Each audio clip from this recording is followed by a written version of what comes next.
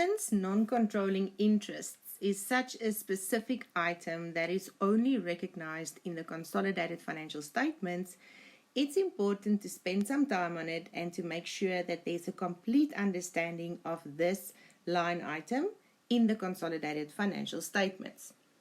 Think about the following questions. What is NCI? Now, your non-controlling interests is defined as the equity in the subsidiary that's not directly or indirectly attributable to the parent. A parent may, for example, have an 80% interest in the equity of a subsidiary. Then it's no longer a wholly owned subsidiary. The remaining 20% interest in the subsidiary's equity is now held by other equity participants. And these equity participants do not have sufficient interest in the equity of the subsidiary to exercise control. And this then is referred to as your non-controlling interests. These non-controlling equity participants do, however, retain a 20% interest in the net assets of the subsidiary. Both the parent and the non-controlling interests are therefore equity participants of the subsidiary. Why do we now mention them in the group statements?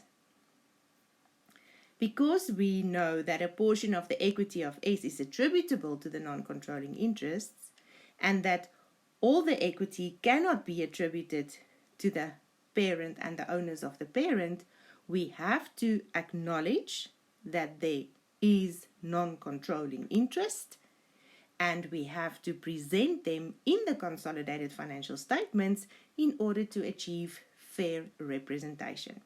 If you look at a set of consolidated financial statements and you see no line item for non-controlling interest, your immediate perception would be that it's a wholly owned subsidiary. And if that's not the case, you have not achieved fairly represented consolidated financial statements.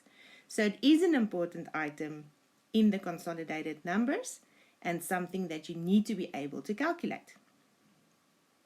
So how do we now measure and recognize this non-controlling interest? Because it's not an item coming from the trial balance of the parent or the subsidiary, the separate financial statements of the parent and subsidiary. It's a new item that's only measured and recognized in the group. We do attribute a measurement amount to NCI at acquisition date and since acquisition date. Whenever you want your NCI balance in the consolidated financial statements to change, you can only achieve that with a consolidation journal entry. You initially at acquisition date recognize them with the at acquisition consolidation journal entry.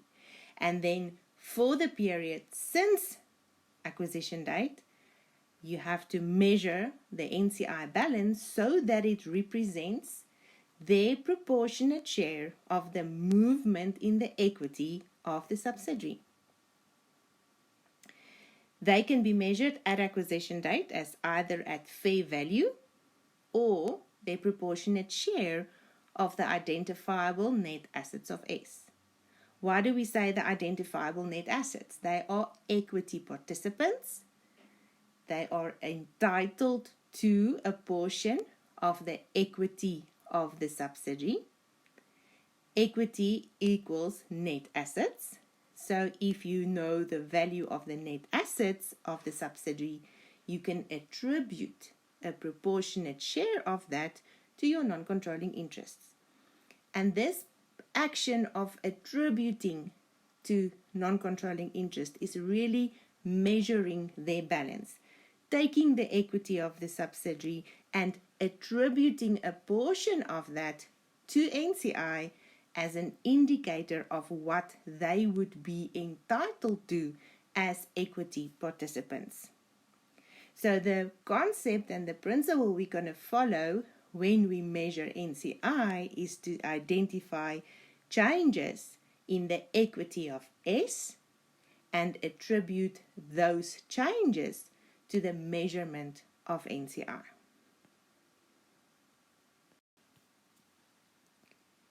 we would present non-controlling interest as an equity participant as part of the equity in the consolidated financial statements. It is very specifically presented separate from the equity of S and the group attributable to the owners of the parent. Are they part of the group? Let's think about that. Are they inside my red block that we've looked at before? The answer is no. They are not in the group. They are not a company in the group. The parent does not have any interest in this non-controlling interest companies. They are not a subsidiary in the group. They are parties outside the group, third parties that merely have an equity interest in the subsidiary as well. Therefore, transactions with non-controlling interest, either by the parent and NCI or between the subsidiary and NCI, will not be considered to be intra-group and would not have to be eliminated for purposes of the group financial statements. And as I've already mentioned, they do not have anything to do with the parent company.